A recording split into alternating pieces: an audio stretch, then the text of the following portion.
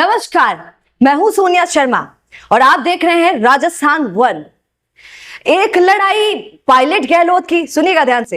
एक लड़ाई पायलट गहलोत की जिसने राजस्थान से कांग्रेस को हराया, और दूसरी नई लड़ाई डोटासरा जूली जी की, क्या करा देगी राजस्थान से कांग्रेस का सफाया। थोड़ा शायराना था पर हकीकत कुछ ऐसी ही है। आज हम इसी पर थोड़ी सी चर्चा करेंगे, बातचीत करेंगे, और बातचीत के लिए हमारे साथ मैं बुलाना चाहूंगी पत्रकार नीरज शर्मा को। नमस्कार सर। जी नमस्कार। नमस्कार जी।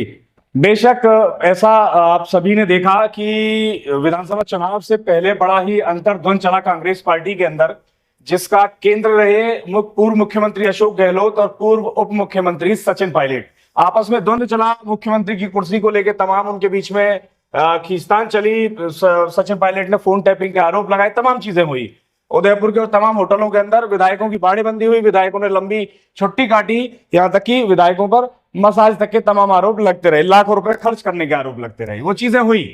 अब विधानसभा चुनाव में कांग्रेस बुरी तरह से पिछड़ गई, हार गई, और जनता ने इसका जवाब दिया उनको, जिस तरह से उनकी पार्टी में अंतर्द्वंद चला। अब विधानसभा चुनाव के बाद जब सरकार बदल गई है और विपक्ष में कांग्रेस पहुंच गई है, तो विपक्ष में दो मुख्य चेहरे हैं। टीकाराम जूली नेता प्रतिपक्ष है अभी विधानसभा के अंदर, और गोविंद सिंह डोटासरा जो प्रदेश अध्यक्ष है राजस्थान कांग्रेस के। दोनों के बीच में खींचतान चल रही है तमाम तरह की बातों को लेकर। और जो अभी हाल ही में विधानसभा में टीकाराम जूली ने बड़ा दिल दिखाकर विधानसभा को आगे कैरी फॉरवर्ड करने के लिए माफी मांगकर आगे चीजों को बढ़ाया, लेकिन गोविंद सिंह डोटासरा उसका भी विरोध करते दिखे।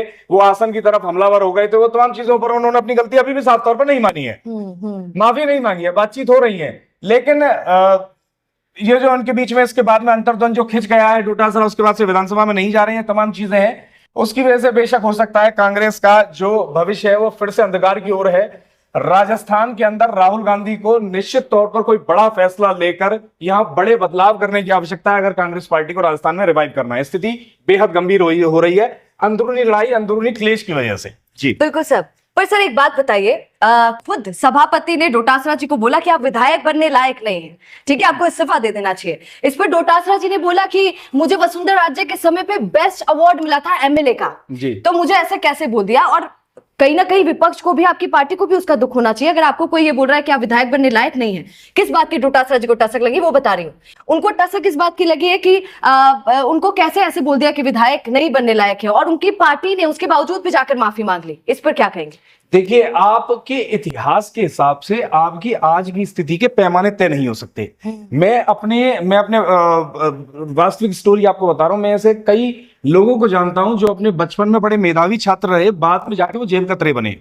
स्थिति और जीवन आपसे कहीं कुछ भी करवा सकता है। आप किस सिचुएशन में क्या फैसला लेते हैं, इसके हिसाब से आपका वर्तमान और भविष्य तय हो रहा है। आप अभी इस वर्तमान में क्या, किस डिलेमा के अंदर, किस सिचुएशन में क्या फैसला ले रहे हैं। तो अभी हाल ही में हुए घटनाक्रम के अकॉर्डिंग निश्चित तौर पर सभापति ने जो कहा वो सही है या नहीं है, वो जनता कमेंट बॉक्स में अपने आप फैसला दे। क्या गोविंद सिंह डोटासरा विधायक बनने लायक है या नहीं, मैं इस पर टिप्पणी करने वाला कोई नहीं होता। परंतु हालांकि जो उनके क्रियाकलाप रहे पिछले विधानसभा के अंदर, जो एक्टिविटीज हुई है उनकी तरफ से, जो बार बार विधानसभा को बाधित कर, वॉकआउट कर, वो कार्यवाही को रोक देने और रोके रखने की कोशिश करते हैं, वो निश्चित तौर पर बड़ा निराशाजनक है, जहां सिर्फ जनता के लिए, साथ ही साथ में पक्ष और विपक्ष दोनों के लिए। और ये विपक्ष ने भी साफ तौर पे मान लिया है, इसीलिए टीकाराम जूली ने आगे आके माफी मांगी, चीजों को कैरी फॉरवर्ड करने की कोशिश कर रहे हैं। लेकिन डोटासरा अभी भी सदन के अंदर ना पहुंचकर ये साफ तौर पर जाहिर कर रहे हैं कि जो चीजें उनकी तरफ से या पिछले कुछ समय के अंदर हुई है, वो उस पर कतई ही कोई शर्मिंदा नहीं है, या फिर वो अपनी कोई गलती नहीं मानते, एक्सेट्रा एक्सेट्रा। बिल्कुल। और आज एक और बयान आया है, अगर हमारी जनता को पता ना हो तो उनको बता दें। आज डोटासरा जी ने एक बयान किया है बकायदा। उन्होंने कहा कि कोई ऐसा नहीं होता जो मुझे ये बताए कि सदन में मुझे किस तरीके से व्यवहार करना है। सर, क्या सच में ऐसा कोई नहीं है जो एक विधायक को ये बताए कि सदन में आपको कैसा व्यवहार करना है? नहीं, ऐसे तमाम लोग हैं। अगर आप हायरार्की के हिसाब से भी देखोगे तो उनके ऊपर कई लोग हैं जो उनको बताएंगे कि आपको किस तरह से व्यवहार करना है। खास तौर पर डायरेक्ट रिपोर्टिंग आप समझ लीजिए, ये सभापति उनको बताएंगे किस तरह से उनको व्यवहार करना है। और सभापति सदन का उस समय की कार्यवाही के लिए तो कम से कम राजा होता है, और वो ही तय करता है कि कौन किस तरह से सही व्यवहार कर रहा है, गलत व्यवहार कर रहा है। वो उठाकर बाहर भी करते थे, आपने देखा है, नियमों में ताकत भी है। खैर, लेकिन ये सिर्फ सदन की या किसी विधायक भर की बात नहीं है। विधायक कोई राजा नहीं हो गए, कोई विधायक राजा नहीं है। सभी के पास में एक जिम्मेवारी है, और उसकी वजह से एक ताकत है जिम्मेवारी की को पूरा करने के लिए। लेकिन अगर आप समाज में रह रहे हैं, आप अगर ये सोचे आप विधायक नहीं, आप अगर आम व्यक्ति भी हैं, आप एक कोई रिक्शे वाले भी हैं, ठेले वाले भी हैं, आप मेरा ऐसा व्यक्तिगत मानना, आप किसी समाज के अंदर रह रहे हैं तो आपकी डायरेक्ट जिम्मेवारी बनती है कि आपको किस प्रकार का व्यवहार करना है। किसी जगह पर हैं तो आप धार्मिक किसी स्थल के अंदर हैं तो आप उस तरह की हरकत नहीं कर सकते जो धर्म और धार्मिकता को या फिर उस तरह की भावना रखने वालों को कोई शर्मिंदा करती हो। तो हर समाज की, हर जगह की एक अपनी बाउंड्रीज और अपनी मर्यादा और अपनी लाइन होती है जिसको आपको फॉलो करना पड़ेगा, करना ही पड़ेगा, क्योंकि आप समाज में रहते हैं तो इसमें नैतिक रूप से आपकी कोई जिम्मेवारी बनती है। इसमें ना तो आप किसी के ऊपर एहसान कर रहे हैं, ना ही आप किसी से दब रहे हैं कि आपको वो सब करना पड़ेगा।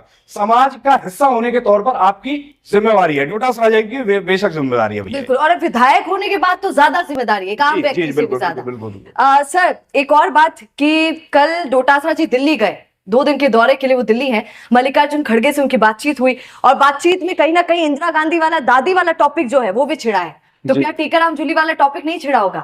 देखिए, दादी और जो टॉपिक हुआ वो हो गया, अब उस पर चर्चा करना बड़ा ही बेकार है। लेकिन जो इस पूरे प्रकरण के बाद निश्चित तौर पर डोटासरा का आउटपुट है उससे हो सकता है कांग्रेस पार्टी नाराज हो, क्योंकि टीकाराम जूली ने अपना स्टैंड क्लियर कर दिया है। नेता प्रतिपक्ष के तौर पर वो सदन के अंदर उपस्थित है, सदन संचालित है, वो वहां पर उपस्थित, लेकिन डोटासरा वहां नहीं पहुंच रहे हैं। तो ये प्रदेश अध्यक्ष के तौर पर और एक विधायक के तौर पर कांग्रेस के जो कि बड़े गिने चुने विधायक है विधानसभा के अंदर, तो वो भी अगर पूरी तरह उपस्थित नहीं रहेंगे और सिर्फ इसलिए कि वो अपनी ऐड की वजह से उपस्थित नहीं है, तो ये तो निश्चित तौर पर कांग्रेस हाईकमान को भी पसंद नहीं आ रहा होगा। हो सकता है उनको तलब किया गया, उनको बुलाया गया हो उनसे बातचीत करने के लिए, तमाम चीजें हो सकती है। वो आगे निकल के आएगा, क्या पार्टी एक्शन लेती है पूरे घटना के ऊपर और क्या आगे के आउटपुट्स होते हैं पार्टी के। और एक और बात, डोटासरा जी नहीं आ रहे हैं, इसका जवाब क्या दिया ये सुनिए टीकाराम जूली ने। उन्होंने बयान दिया कि बड़े सीनियर जो नेता होते हैं, विधायक होते हैं, वो नहीं आया करते हैं सदन, ऐसा परंपरा है सदन की। तो सर, कल तक तो आ रहे थे, आज जब आना बंद हो गया तो इतनी जल्दी वो बड़े हो गए हैं, सीनियर हो गए हैं डोटासरा जी? देखिए, परंपरा होगी लेकिन ये तो ठीक परंपरा नहीं है। अगर जो बड़े लोग हैं वो नहीं आ रहे हैं, अगर पहले भी चलती रही है तो ये बेशक गलत बात है, अगर उनकी कोई कहीं अलग जगह व्यस्तता नहीं है।